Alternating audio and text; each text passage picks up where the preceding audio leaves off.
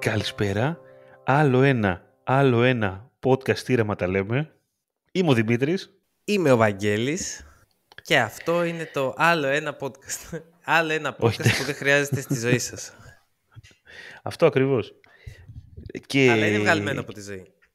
Είναι βγαλμένο από τη ζωή, έτσι Βαγγέλη. Λοιπόν, καταρχήν να πούμε ότι επειδή είναι η εισαγωγή του επεισοδίου και πριν φύγετε πρέπει να πάτε να κάνετε εγγραφές κτλ. Για να μην τα λέμε μετά στο τέλος. Και αφού τελείωσε αυτό, θεωρούμε ότι έχει γίνει ήδη, δηλαδή τώρα έχει γίνει ένα check σε αυτή τη δουλειά. Πάμε στο επόμενο πράγμα. Βαγγέλη, τι έχει σήμερα? Κοίταξε Δημήτρη, όπως είπαμε, είναι ένα podcast βγαλμένο από τη ζωή και σήμερα θα ήθελα να σου μιλήσω για κάτι πάρα πολύ καθημερινό, το οποίο λέγεται ουρές. Ουρές οπουδήποτε, έτσι, είτε σε τυριά σούπερ μάρκετ, είτε σε εφορία, είτε σε καφέ, παντού. Εγώ, Βαγγέλη, είχα ένα φίλο στο σχολείο που είχε ουρά, θυμάμαι, και μου είχε κάνει εντύπωση. Είχα τρομάξει τότε όταν το είχα πρωτοδεί. Αλλά τελικά έμαθα ότι συμβαίνει. Δηλαδή υπάρχει όντως ένα ποσοστό ανθρώπων που έχουν ουρά. Ήταν και λίγο περίεργο γιατί ξέρεις, ερχόταν και με μύριζε από πίσω. Αλλά εντάξει, οκ. Το συνήθισα μετά όταν φτάσαμε γυμνάσιο. Τι εννοείς είχε ουρά? Λοιπόν, δεν μιλάς για τέτοιες ουρές. Συγγνώμη, λάθος. Κάντε Περίμενε. το είπα. Μήπως όμως τον λέγανε Άρη? Γιατί θα ήταν ουραίος. Εδώ υπήρχε ένα λογοπαίγνιο, έπρεπε να το επισημάνω. Λοιπόν, δεν μιλάς για τέτοιες ουρές, από ό,τι κατάλαβα. Μιλάς για τις κανονικές ουρές σε δημόσιες υπηρεσίες και μαγαζιά και τέτοια. Ακριβώς, γιατί όπως λέει και ο θυμόσοφος λαός, οι γάιδαροι έχουν ουρές, αλλά και πολλές ουρές έχουν αρκετούς γαϊδάρους. Αλλά σε αυτή την περίπτωση θα έχουμε ανατροπή. Ναι, περίμενε, θα στο ξελαϊκίσω. Πάμε σε μια ανατροπή και δεν θα πούμε για τον Έλληνα, τον Ελληναρά, όπως θες πες τονε. Θα μιλήσουμε για τα καταστήματα. Η ευθύνη στον επιχειρηματία, τον καπιταλιστή που έχει μια υπηρεσία, που έχει προϊόντα και σε καλεί στο κατάστημα να τα απολαύσεις. Όχι να τα απολαύσεις, να τα αγοράσεις. Εκεί θέλω να σταθούμε σήμερα. Γιατί θα ρίξει την ευθύνη στο κατάστημα? Γιατί δεν σου έχει τύχει πολλές φορές να πηγαίνεις σε ένα μαγαζί, είτε έχει καλαμάκι σουβλάκι, είτε καλαμάκι για καφέ, τέλος πάντων ό,τι και αν είναι αυτό, και να μην ξέρεις ποιο σύστημα ακολουθεί το κατάστημα? Γιατί είναι άλλα καταστήματα που έχουν ένα ταμείο στον καφέ, ένα ταμείο ξέρω εγώ στα προϊόντα τυρόπιτες φωλιάτες και ξέρεις που να πας. Άλλα μαγαζιά έχουν ένα ταμείο, μπορεί να είναι μακριά από τον καφέ, πας δίνεις όλη την παραγγελία και αυτό μεταφέρει την παραγγελία στο καφέ, άμα έχει και καφέ. Σε άλλα πας μόνο στο καφέ και τα κάνεις όλα. Οπότε γενικά επειδή πολλά μαγαζιά έχουν δικό του σύστημα, δεν ξέρεις, δεν είναι φανερό τι θα κάνεις. Οπότε περιμένεις αφενός από το κατάστημα να σου πει ποια είναι η πορεία που ακολουθούν και δεύτερον και πάρα πολύ σημαντικό, να σου πούν ποιος έχει σειρά. Γιατί εσύ δεν είσαι υποχρεωμένος να ξέρεις ποιο έχει σειρά. Εγώ αυτά θα θέλω να... Πολύ ωραίο. Νομίζω ότι στο ίδιο σημείο που λες γιατί το πώς δουλεύει η σειρά γενικά, πάει και το κομμάτι, εμένα με νευριάζει τα μαγαζιά τα οποία έχουν ένα δικό τους μοντέλο λειτουργίας. Δηλαδή υπάρχουν άλλα τα οποία είναι πιο συνηθισμένο, πηγαίνεις πρώτα στο ταμείο, παραγγέλνεις και μετά πηγαίνεις να πάρεις το προϊόν, ας πούμε, όταν είναι σουβλατζίδικα, ας πούμε, και τέτοια. Είναι άλλα τα οποία βλέπω και το ανάποδο. Δηλαδή σου λένε όχι, εδώ πρώτα πες μας τι θέλεις, το φτιάχνει, σου το δίνει και μετά πηγαίνεις στο ταμείο. Δεν ξέρω τι είναι το πιο σωστό, να σου πω την αλήθεια. Μάλλον το δεύτερο. Δηλαδή πρώτα όταν βγαίνει το προϊόν, να είσαι σίγουρος ότι να το έχεις δει και μετά να πληρώνεις, έτσι. Αν και δεν βολεύει τόσο πολύ πολλές φορές. Δηλαδή όντως γίνεσαι χάλια ρε παιδί μου, τώρα έχεις το πιτόγυρο, τα τέτοια στο χέρι, τα παγωτά, ας πούμε. Με τα παγωτά είναι πρόβλημα αυτό, να σου πω την αλήθεια. Το έχω πάθει σε παγωτατζίδικο, δηλαδή, Παίρνεις τα παγωτά, τα χωνάκια, είσαι με τα χωνάκια στο χέρι και μετά σου λέει πήγαινε ταμείο, ας πούμε. Και στο ταμείο δεν έχουν μεριμνήσει να έχουν αυτές τις ειδικές βάσεις. Έχεις δει κάτι περίεργα με τέτοια, με κυκλάκια που πας και αφάνεις τα χωνάκια εκεί πέρα και περιμένουν μέχρι να πληρώσεις. Εγώ Κάποιοι το δεν έχουν θα τα σκεφτεί. ακουμπούσα μόνος μου εκεί, ως υγειονομικός υπεύθυνος. Αυτό Εγώ δεν θα τα ακουμπούσα εκεί. ισχύει. Παρ' όλα αυτά, ναι, κάπως το έχουν κάνει μια στρατηγική, ρε παιδάκι μου. Θέλω να σου πω. Οπότε με νευριάζει αυτό το κομμάτι στις επιχειρήσεις που δεν ξέρω πού ξεκινάει η ουρά. Ποια ώρα πρέπει να πάω. Πρέπει να πάω πρώτα να πληρώσω και να παραγγείλω, ή πρέπει πρώτα να παραγγείλω και μετά να πληρώσω. Αυτό είναι το πρώτο κομμάτι. Πριν φτάσουμε στις ουρές. Που οι ουρές είναι βασικά το θέμα μας σήμερα. Εντάξει. Ήθελα να το πω. Κοίτα, να σου πω κάτι, και εγώ ήρεμα το λέω. Μπορεί οποιοδήποτε να έχει οποιοδήποτε σύστημα θέλει. Κανένα πρόβλημα. Αρκεί να σε καθοδηγεί σε αυτό. Ας είναι και το πιο δύσκολο σύστημα, ρε παιδί μου, που έχει εφευρεθεί ποτέ και δεν υπάρχει σε κανένα άλλο μαγαζί. Αρκεί αυτός να σε καθοδηγήσει το κατάστημα, ο υπεύθυνος, να σου πει τι να κάνεις. Εσένα σε ενδιαφέρει να εξυπηρετηθείς. Οπότε, οποιοδήποτε και αν είναι το σύστημα, δεν σε ενδιαφέρει. Εσένα σε ενδιαφέρει να κάνεις τη δουλίτσα σου ήρεμα και ωραία και να πας να φύγεις. Αυτό. Τώρα, το αν θα παραγγείλεις αλλού ή θα πας να ξαναπείς την παραγγελία, γιατί πολλές φορές υπάρχει και αυτό. Σε πολλά ταμεία λες ακριβώς την παραγγελία σου. Είναι δύο ειδών. Δηλαδή, το ένα τους λες ακριβώς τι θέλεις. Θες, δεν ξέρω εγώ, καπουτσίνο με μέτριο, μεγάλα καρύδας και αρνί μέσα, ό,τι θες, ξέρω εγώ, και το γράφεις στην απόδειξη ακριβώς. Οπότε δίνει και τις οδηγίες. Υπάρχει και το άλλο σύστημα που απλώς του λες το προϊόν ίσα για να χτυπήσει την τιμή. Δεν τον ενδιαφέρει αυτόν ο καπουτσίνος ότι θα έχει μέσα, η ίδια τιμή είναι. Αυτός βαράει μόνο τιμές. Την παραγγελία σου θα την ξαναπείς εκεί που θα στη φτιάξουν. Είναι πολλές παραλλαγές συστήματος. Απλώς εσύ δεν το ξέρεις, θέλεις να σου πούν τι να κάνεις, ρε παιδί μου. Και το σημαντικότερο, να ρυθμιστεί η ουρά. Γιατί λέμε για τον Έλληνα, ξέρω εγώ, που θα μπει σφίνα, που θα κάνει. Αλλά άκου να δεις σήμερα που πήγα να πάρω καφέ τι γινότανε. Πήγα να πάρω λοιπόν σε ένα γνωστό μαγαζάκι εδώ πέρα, το οποίο έχει ψωμιά και κρουασάν και τα πάντα όλα, και έχει και καφέδες. Και λέω πάω να πάρω καφέδες. Οπότε έχει μια ταμιακή η οποία είναι λοξός δεξιά προς τους καφέδες, αλλά είναι μια ταμιακή μηχανή. Και λέω εντάξει, οκ. Τσεκάρω λίγο τα σφογιατοειδή. Λέω θα αντισταθώ, αντιστέκομαι. Λέω από μέσα μου συγχαρητήρια, μπράβο αγόρι μου, άντεξες, γιατί είχε εκεί πέρα κρουασάν, είχε lemon pie σε κρουασάν, είχε ό,τι θες μέσα σε κρουασάν. Εντάξει, είχα λυμπιστεί ένα τσουρεκάκι. Λέω τσουρεκάκι, πιάνω λίγο εδώ πέρα, τα ζουλάω, δεν βγάζει κανένα ήχο. Πήρα ένα που δεν κάνει ήχο, τέλος πάντων, και περιφέρομαι με το τσουρεκάκι, περιμένοντας να καταλάβω εάν πρέπει να δώσω παραγγελία αριστερά που εξυπηρετούσαν τις φωλιάτες ή να πάω δεξιά στο ταμείο που δεν υπήρχε κανένας για να δώσω παραγγελία. Εν τω μεταξύ, έτσι πως περιφερόμουν, δεν μπορώ να θυμάμαι πώς ήταν στην ουρά πριν από μένα. Θυμάμαι σίγουρα μια κυρία που μιλούσε κιόλας. Γυρνάω, κοιτάω, ήταν μαζεμένη αριστερά στην ουρά και λέω τώρα εγώ να πάω να σταθώ στην ουρά ή θα μου πει κάποιος ή θα γίνει κάτι άλλο. Δεν ξέρω. Και κοιτούσα από εδώ, κοιτούσα από εκεί. Αισθανόμουν σαν το Τραβόλτα στο γνωστό meme. Κοιτούσα αριστερά, κοιτούσα δεξιά. Λέω τι γίνεται τώρα. Ήτανε δύο κοπέλες, ξέρω εγώ, εξυπηρετούσανε. Ή δύο-τρεις, δεν θυμάμαι. Σε κάποια φάση βγαίνει ένας άντρας. Και λέω δεν θέλω να είμαι μισογίνης, αλλά λέω ήρθε άλλος ένας υπάλληλος. Το εργατικό δυναμικό αυξήθηκε. Τώρα θα εξυπηρετηθούμε όλοι. Τι σκατά. Κοιτάζει αυτός αριστερά, δεξιά. Και λέει την ατάκα που σε αυτές τις περιπτώσεις μιλάμε, σκοτώνει, διαλύει. Ποιος έχει σειρά. Και είμαι εγώ σε φάση, πού σκατά θες να ξέρω ποιος έχει σειρά. Δηλαδή ήρεμα το λέω, αλλά πού να ξέρω εγώ να κάνω τη δουλειά σου να σου πω ποιος έχει σειρά. Είστε 3-4 νοματέοι εκεί πέρα. Δεν ξέρετε ποιον εξυπηρετείτε ή τέλος πάντων, άμα είναι άναρχο το κοινό, να τα βάλετε σε μια σειρά, να τους πείτε παραγγέλτε εδώ, ποιος είναι καφέ από εκεί, οτιδήποτε. Και κάνω εκεί πέρα μια σαν γκριμάτσα, δεν ξέρω, κάποιος με ρωτάει ναι θα θέλετε κάτι και λέω ναι δεν ξέρω, λέω εγώ περιμένω κάποιος να μου πει κάτι, ένα καφέ. Οπότε τελικά μου πήρε παραγγελία το παιδί που κάνει τους καφέδες, που δεν ήταν καν η δουλειά του. Η δουλειά του ήταν να παίρνει χαρτάκια με τους καφέδες και να τους φτιάχνει. Εντάξει, και αυτός ψιλοστράβωσε. Του λέω εγώ τους καφέδες, μπλα μπλα, σκέτα, μπλα κτλ.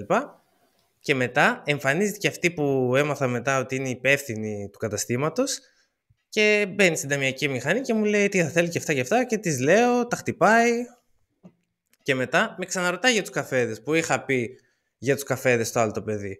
Τέλος πάντων, αλλά θέλω να σου πω ρε παιδί μου, επειδή παρόμοιο είχε γίνει και στο Σουβλατζίδικο που είχαμε μπει μέσα, δεν είχε δει άλλη την ουρά και άρχισε να εξυπηρετεί κόσμο που είχε έρθει μετά από μας. Και λέω, τι σκατά, εφεύραμε πια την αορατοσύνη και είμαστε αόρατοι. Δηλαδή, αυτό ρε παιδιά, ένας έλεγχος.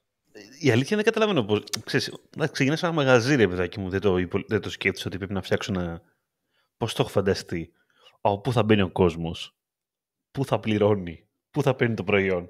Δηλαδή δεν υπάρχει ένα σχέδιο συνήθως, κάπως έτσι, ξέρεις. Σε αυτό επίσης, εγώ θα ήθελα να σου πω ξεχωριστή μνήα για τις ουρές στα σούπερ μάρκετ σε τυριά και κρέατα που έχει νομεράκια. Αλλά παράλληλα κάποιες φορές έχει νομεράκια. Αλλά τι γίνεται τώρα σε μερικά σούπερ μάρκετ όταν δεν είναι ρε παιδί μου Σάββατο και Παρασκευή, τα έχει τα νομεράκια αλλά παράλληλα δεν τα έχουν. Είναι λίγο πιο χαλαροί οι υπάλληλοι. Ότι εντάξει το έχω, το διαχειρίζομαι. Δεν έχω ανάγκη τώρα εγώ το σύστημα. Αλλά παράλληλα ξέρεις, είναι περίεργο γιατί όλοι έχουν συνηθίσει να παίρνουν νομεράκι και βλέπουν ότι τα νομεράκια δεν κουνιούνται, ξέρω εγώ, και τελικά καταλαβαίνεις ότι δεν είχε νόημα πήρα νομεράκια. Απλά έπρεπε να περιμένω πίσω από τον άλλον. Ας πούμε, δηλαδή τσάμπο το πήρα και εγώ χαλάρωσα και περίμενα πιο πίσω, ξέρεις. Δεν στήθηκα μπροστά ρε παιδάκι μου στο πάγκο, ας πούμε. Λέω εντάξει, μου φωνάξω το νούμερό μου, μην κάτσω τώρα μες στη μέση. Και τελικά δεν χρειαζόταν. Έπρεπε να πάω εκεί πέρα. Κατάλαβες. Οπότε μου προέκυψε πάλι ένα θέμα. Γιατί ενώ είχε εκπαιδεύσει για ένα σύστημα, ξαφνικά σου λέει ότι χαλαρά σήμερα, εντάξει, τώρα δεν χρειάζεται, έλα εδώ, ας πούμε. Αλλά παράλληλα δεν ήταν και τόσο χαλαρά, ρε παιδί μου. Εντάξει, δηλαδή δεν ήμασταν δύο άτομα, ώστε να πεις το δικαιολογώ, κατάλαβες. Είναι δύσκολες ουρές, πάντως. Έχω μια παρένθεση σε αυτό που λες. Γιατί εκ πρώτης απόψεως, πάντα ήρεμα το λέμε, ότι ακούγεται ωραίο. Γιατί λες, ωραία, εξυπηρετούν ακόμα και χωρίς χαρτάκι. Τι αρνητικό μπορείς να βρεις σε αυτό? Να σου πω. Υπάρχει περίπτωση να εξυπηρετούν έτσι που λες, επειδή έχουν λίγο κόσμο, λίγους πελάτες, να εξυπηρετούν χωρίς χαρτιά και να μην το δουλεύουν καθόλου το σύστημα. Να μην χτυπάνε τους αριθμούς. Εσύ όμως δεν το ξέρεις. Οπότε πας και παίρνεις καλού κακού αριθμό και παίρνεις, ξέρω εγώ, το 72. Και παρατηρείς το σύστημα και δεν το έχουν σβήσει και μπορεί να λέει 22. Και λες εσύ, τέλεια, θα στήσουμε αντίσκηνο να πάρουμε μια φέτα σήμερα. Και προχωρώντας παρακάτω, αν τύχει και πας παρακάτω, γιατί μπορεί να λες, καλά, έχει πολύ κόσμο, πάω να κάνω όλα τα ψώνια και αν πρόλαβα. Εάν τύχει και πας πιο κοντά έτσι εκεί στα τυριά και σε δουν, σου λέει, όχι, τι θέλετε, πείτε μου. Και λες, σβήστο το ρημάδι άμα είναι, μην το έχεις αναμένο να πούμε. Δηλαδή, και επίσης να θίξουμε και το άλλο το ζητούμενο. Ότι εντάξει, ασφαλώς δεν μπορεί να υπάρχει ένας υπάλληλος ο οποίος θα είναι ελεγκτής ουράς και κυκλοφορίας εδάφους, να ξέρει ποιος ήρθε, ποιος μπαίνει, ποιος βγαίνει και οτιδήποτε. Αλλά σου θέτω άλλη μία παράμετρο. Επειδή στα αρτοπία συνήθως που έχουν καφέδες και διάφορα πράγματα που τα παίρνεις είτε κατευθείαν, είτε πρέπει να περιμένεις να ζεσταθούν να τα πάρεις, είτε να ετοιμαστούν όπως οι καφέδες να τα πάρεις, υπάρχει το άλλο. Συνήθως επειδή είναι μικρά, υπάρχουν πολλοί που απλώς κοιτάζουν. Υπάρχουν πολλοί που απλώς κοιτάζουν και είναι με κάποιον ο οποίος παίρνει όντως κάτι, οπότε εκείνοι δεν χρειάζεται να εξυπηρετηθούν.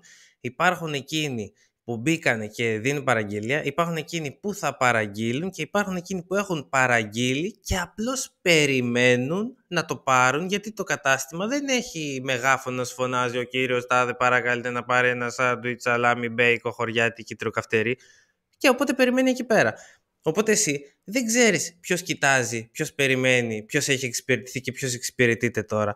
Περιμένεις λίγο εδώ πέρα να δεις να κανονίσεις λίγο την κυκλοφορία ο άνθρωπος. Και μπορεί να τύχει ρε παιδί μου και εκεί πάει πάλι ατομική ευθύνη. Δηλαδή ακόμα και εκεί που έχει να κάνει με ιδιωτικό πάλι μπαίνει ατομική ευθύνη. Που περιμένεις εσύ στην ουρά, τα βλέπεις όλα αυτά, έχεις γίνει να πούμε Τούρκος από την αγανάκτηση για το τι θα γίνει, τι θα πάρεις για ένα καφέ, ήρθες να πούμε και εδώ πέρα θα το κάνουμε lunch break ολάκερο και έρχεται άλλος ξέρω εγώ, πάει να μπει και από μπροστά σου, σε βλέπει που τον κοιτάς, λες και είσαι έτοιμος να του δαγκώσει την ψυχή κάτι ψυχανεμίζεται ο Μπροκολόκο ότι μάλλον πάει να κάνει μαλακή και σε ρωτάει, περιμένετε στην ουρά, και είσαι έτοιμο να του πεις, όχι μάστορα, έχω κόψει εισιτήριο και απολαμβάνω το θέαμα. Δεν περιμένω στην ουρά, απλώς παρατηρώ εγώ και χαλβαδιάζω πρωινιάτικα. Ήρθα εδώ να περάσω το μισάωρό μου. Κοίτα, πάντως, όσο και αν λες για έλεγχο, εμένα αυτοί που με νευριάζουν στο τέλος είναι αυτοί οι οποίοι μπαίνουν στην ουρά και αρχίζουν και γκρινιάζουν και μυρμυρίζουν. Και λοιπόν, ο χειρότερος μου τύπος σε αυτό είναι το οποίο το παρατηρώ τελευταία, ρε παιδάκι μου, ειδικά σε κάτι σούπερ μάρκετ, είναι όταν έχει δημιουργηθεί, υπάρχουν ήδη 2 ταμεία, και επειδή μαζεύονται λίγο παραπάνω κόσμος, θα σου πω τώρα εγώ, ξεκινάει. Πάντα θα υπάρχει ένας τύπος ο οποίος θα ξεκινήσει να γκρινιάξει τον υπάλληλο. Πότε θα ανοίξετε το ταμείο 4?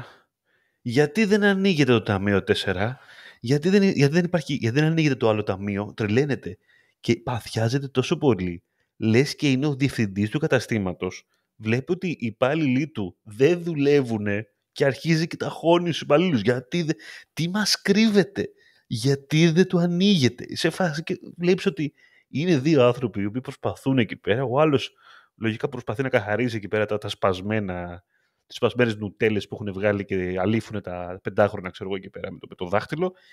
Και τι το λέει τώρα, δεν καταλαβαίνω. Και περιμένει τώρα, ξέρεις, το θεωρώ λιγάκι, ας πούμε, υπερβολικό, με αυτή την έννοια, ότι μπαίνει τόσο πολύ ένας άσχετος στην οργάνωση και στο management των υπαλλήλων. Ότι εγώ θα σας πω, πρέπει να ανοίξετε ταμείο. Σε φάση, λες και είναι ζήτημα ζωής και θανάτου. Λες και μιλάμε ότι, ξέρω εγώ, πρέπει να πετάξετε τα σωσίβια. Πρέπει να ξεκινήσουμε καπετάνια να κατεβάσουμε τις βάρκες. Χαλάρωσε λίγο, ρε φίλε. Δεν σε βάλαμε υπεύθυνο ασφαλείας, δηλαδή. Τέλος πάντων, αυτοί οι τύποι τελευταία με νευριάζουν, γιατί νιώθω ότι κάπως έχουν πάρει πολύ ψηλό το ρόλο τους. Αλλά το έχεις σκεφτεί φιλοσοφικά? Γιατί και εγώ συμφωνώ μαζί σου, γιατί είναι ένα λάθος που, εντάξει, πάνω κάτω, εντάξει, μπορεί να το κάνουμε όλοι. Αλλά πες, ρε παιδί μου, ότι είναι η εκνευριστική εικόνα που παρατηρείς και στα καφενεία. Ο άλλος έχει γίνει πρόεδρος, προπονητής, παίχτης, έχει βγάλει συστήματα, έχει αποδομήσει όλη την ομάδα, σου λέει βγάλε αυτόν, κάνε αυτόν. Δεν λέει απλώς παίξτε καλύτερα, ρε ξεφτυλισμένοι, θα πει μα τι το κάνεις 4-4-2, 4-3-3 συστήματα. Έτσι κι αυτός πάει και γίνεται manager στη θέση του manager και λες κοίτα να δεις ρε γαμώτα, αυτός ο Έλληνας το έχει αυτό το μικρόβιο να ηγείται στα πάντα ακόμα και αν δεν ξέρει τίποτα. Από την άλλη όμως, έχοντας ζήσει στη σύγχρονη κοινωνία, η οποία όλο ένα και περισσότερο μας λέει όλα είναι δική σου ατομική ευθύνη, φρόντισε εσύ για τα πάντα, σκέφτομαι, μήπως όταν βλέπεις ένα κατάστημα και αρχίζουν μαζεύονται ουρές, 10 άτομα, έχει 2 ταμεία και μαζεύονται 10 άτομα στο ένα και 10 άτομα στο άλλο και έχει άλλα 5 ταμεία τα οποία είναι άδεια και λες κοίτα τώρα εδώ ένα πράγμα, κοίτα εδώ ένα πράγμα. Εκεί πέρα εσύ αυτό που θες να πεις είναι συγγνώμη, μπορώ να εξυπηρετηθώ, μπορούμε να εξυπηρετηθούμε λίγο. Και αυτοί να κάνουν ό,τι θέλουν. Ή να κάνουν αυτοί οι 2 πιο γρήγορα ή να βάλουν τρίτο.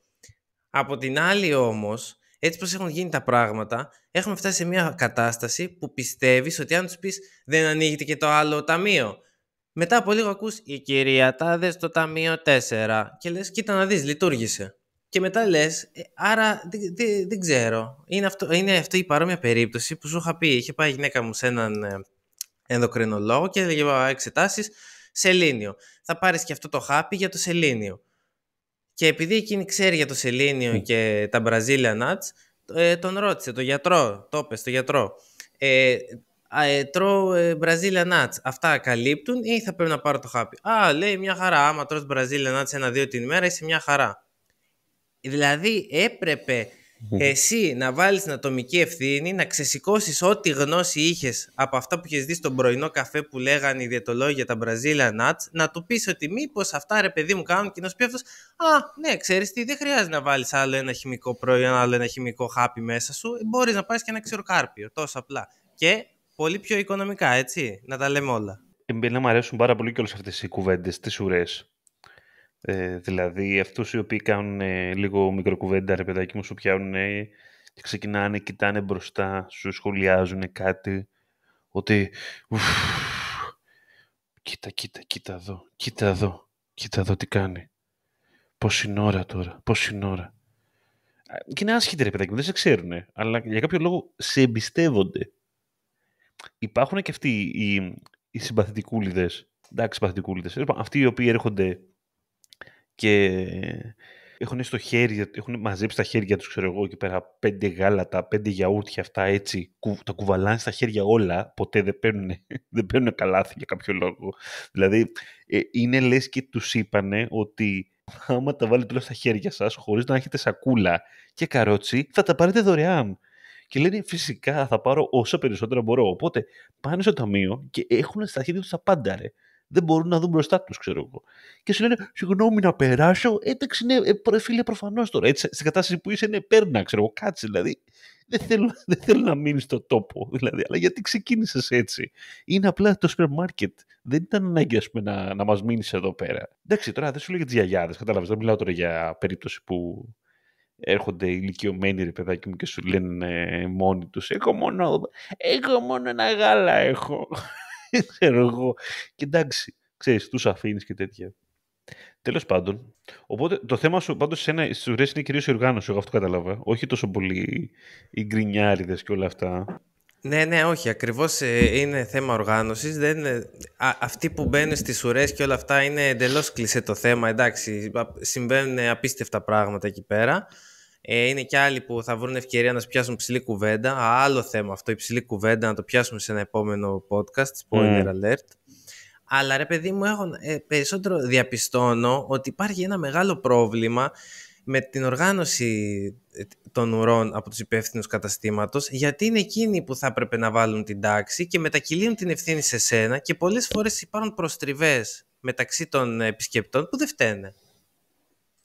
Να σου πω, μήπως θα ήταν πολύ καλή ιδέα να υπάρχει μια υπηρεσία, δηλαδή, ρε παιδάκι μου, να ήταν κάποιος υπεύθυνος ουράς, δεν ξέρω, ή να υπήρχαν κάποιοι ειδικοί του σώματος αγορανομικού ελέγχου, οι οποίοι πηγαίνουν στα μαγαζιά για να τσεκάρουν ότι λειτουργεί καλά το σύστημα της ουράς και να παριστάνουν τους πελάτες.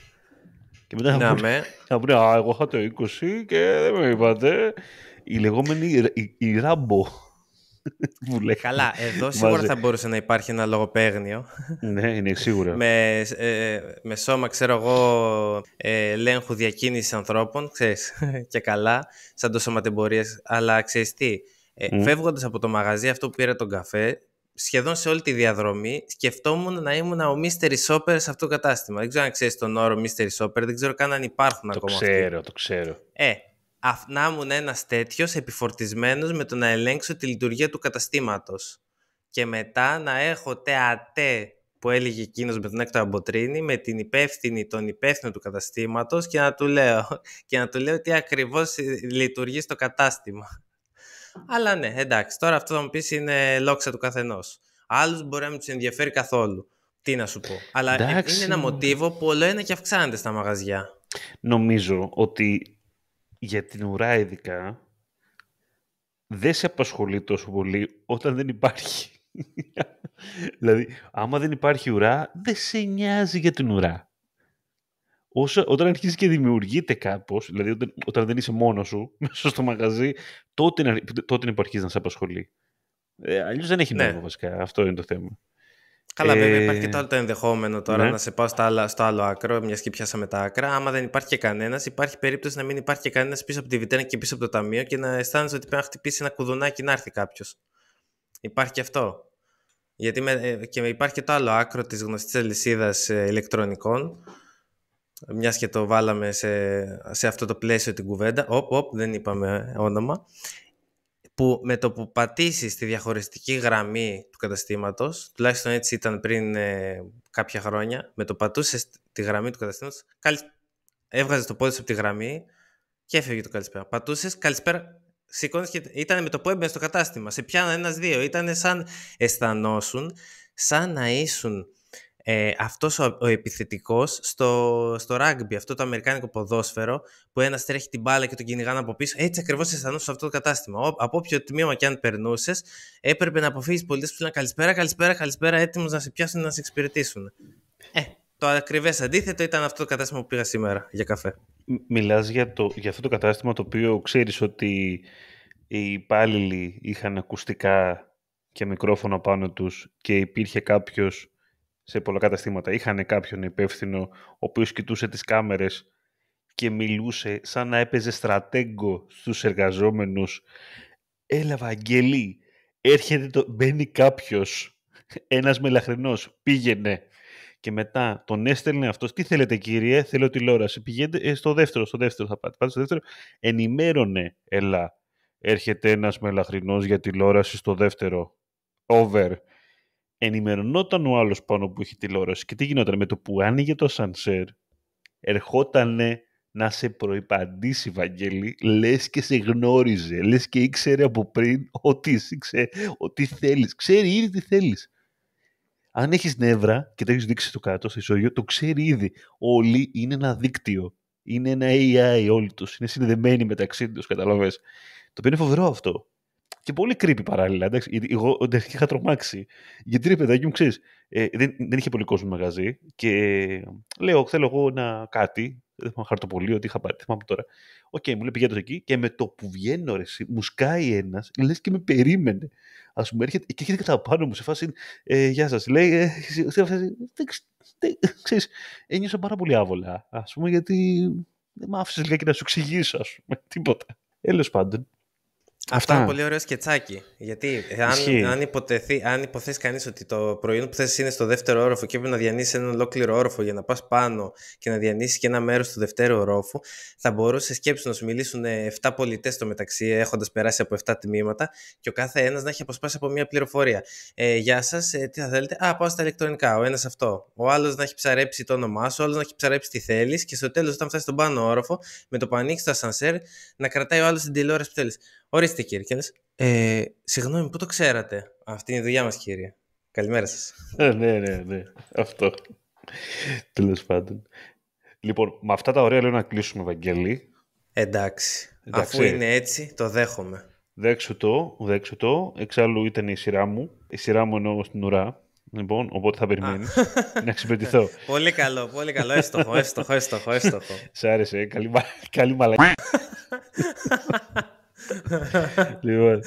Λοιπόν, αυτά. Δεν λέμε κάτι άλλο. Λοιπόν, χαιρετούμε. Τα λέμε την επόμενη εβδομάδα. Ήμουν ο Δημήτρης. Ναι, πρώτα όμως να ρυθμίσουμε λίγο την ουρά. Περίμενε, Δημήτρη, να ρυθμίσουμε την ουρά. Επειδή ήδη σε αυτό το σημείο περιμένει ουρά κόσμος να κάνει subscribe, να πούμε ότι σειρά έχει ο Αλέξης, μετά η κυρία με τα ξανθά μαλλιά, η κυρία με τα κόκκινα και μετά ο άντρας ο μελαχρινός πίσω. Να ρυθμίσουμε την ουρά. Με αυτή τη σειρά κάντε subscribe και μετά ακολουθούν οι επόμενοι. Χαιρετούμε. Ήμουν ο Δημήτρης, ήταν ο Βαγγέλης. Και κλείνουμε με τα φιλιά μας στη Δράμα.